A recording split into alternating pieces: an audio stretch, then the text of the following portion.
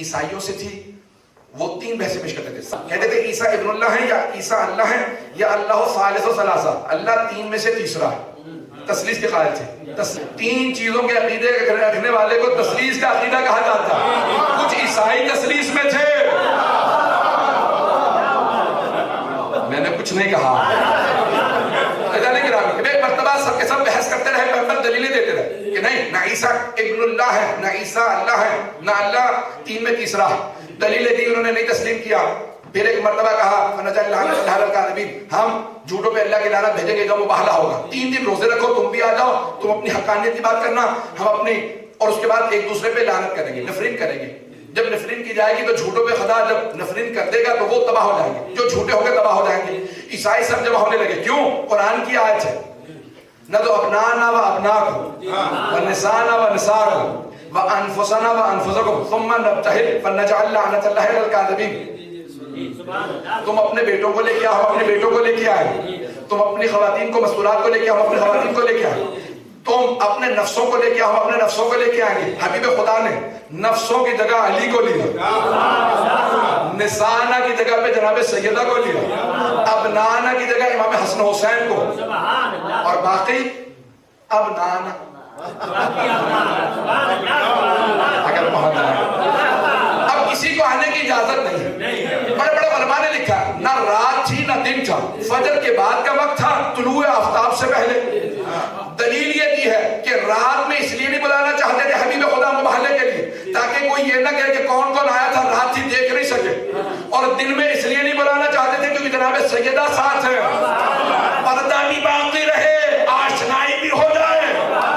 تو کہا فجر کے بعد چلوں گا، طلوع آفتاب سے پہلے۔ تو سب نے کہا، ہر اہل بیت کے تمام فضائل، سب نے چاہا ہم شریک ہو جائیں، ہر آدمی شریک ہونا چاہتا تھا۔ پیغمبر نے کہا انا مدینۃ العلم علی بابو، میں علم کا شہر، علی کا دروازہ۔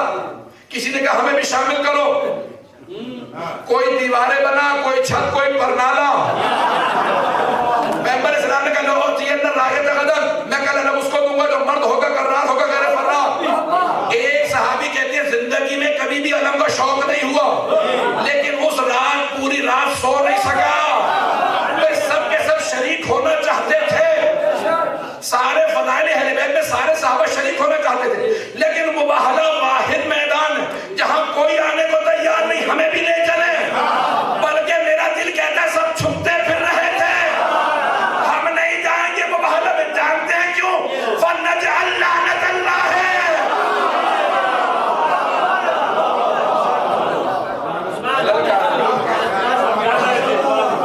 جھوٹوں پہ خدا کی لعنت ہے، اور سب سے بڑا جھوٹ شرک ہے کہ کوئی خدا سے کہے کہ کوئی اور خدا نہیں۔ اگر بات پہنچ گئی ہو، اب ایک مرتبہ حبیب خدا چلے، میں یہاں پہ دوبارہ صاحب تفسیر عطیہ ابن بیان کا ایک جملہ پیش کر کے بات کروں۔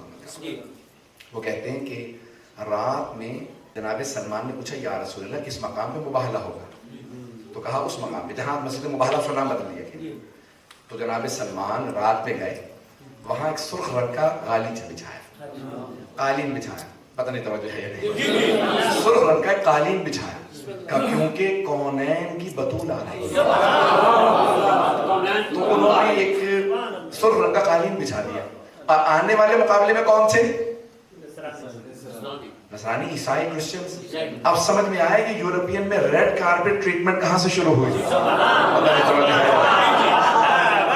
یہ ریڈ کارپٹ ٹریٹمنٹ انہوں نے دیکھا ہوگا کہ کوئی ایسے بھی ہوتے ہیں جن کے لیے سرخ رنگ کا قالین بچھایا جاتا ہے۔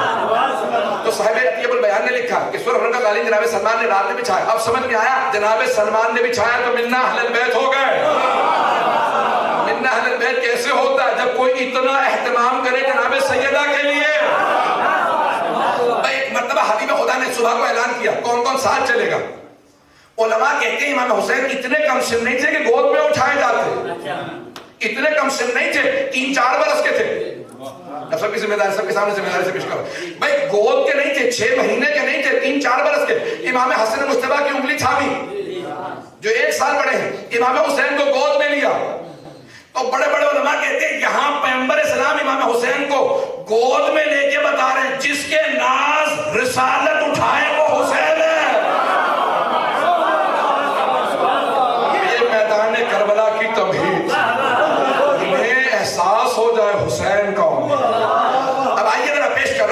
जनाब रसालत नाम इमाम हसन हुसैन को सबसे आगे ले। क्यों? क्योंकि आयत की तरतीब यही थी, नद अबनाना व अबना, हम अपने बेटों को लेके आएंगे, इसलिए सबसे आगे इमाम हसन हुसैन को अबनाना को दिया। निसाना की जगह जनाब सैयदा, अनफुसना की जगह जनाब अमीर सबसे आखिर में। यहाँ जनाब सैयदा मरकज में चल के क्या समझा रही है? मेरी थोड़ी सी मेहनत है, मैंने बहुत सोचा जनाब सैयदा मरकज में क्यों है। तो जहां जहां रिसालत के कदम आते थे वहां वहां इस्मत के कदम जाते थे और इमामत के कदम उन्हें छुपाते थे। ये रिसालत और इमामत के मरकज में चल के जनाब सैयदा बता रही है, रिसालत और इमामत के राबते का नाम फातिमा है।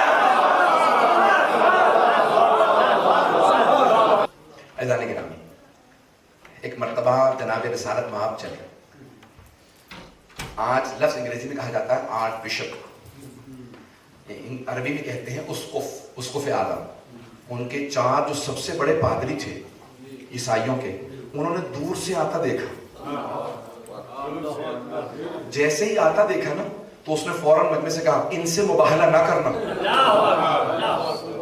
बड़े बड़े मुफस्सरीन ने यही लिखा है, हमारे शिया सुन्नी मुफस्सरीन ने, कि मुबाहला के अंदर एक मर्तबा आकिब नामी उनका उसकुफ था, आर्च बिशप था, सबसे बड़ा पादरी है, पोप जो भी कह लीजिए आप, उसने कहा खबरदार ये जो आ रहे हैं ना तादाद में हमसे कम है, हम हजारों की तादाद में आए हैं, ये सिर्फ 5 हैं, लेकिन जो चेहरे में आते देख रहा हूं, अगर इन्होंने हाथ बुलंद कर दी तो अगर इन्होंने दुआ में कहा ना कि पहाड़ अपनी जगह से हिल जा, तो खुदा पहाड़ को अपनी जगह से चला देगा।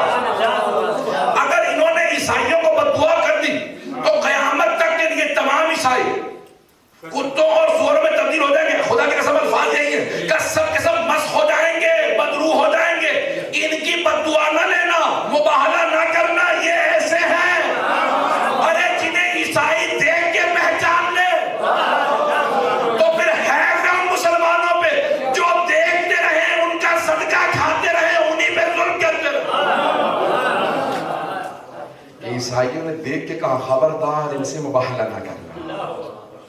ये वो हस्तियां हैं कि अगर पहाड़ से कहें तो अपनी जगह से हरकत करता है। अज़ान गिरामी एक मर्तबा सबके सब कहने लगे हम तस्लीम होते, हम मुबाहला नहीं करें। अगर पैगंबर इस्लाम क्यों आज जनाब अमीर सबसे आखिर में, क्यों जनाब सैयदा मरकज में? क्योंकि आज जंग तलवार से नहीं है, आज मुकाबला दुआ का था। तो कोई बीबी ऐसी थी जिसकी आमीन पे दुश्मन पे अज़ाब आ गया, वही बीबी रज़ा का मरकज है।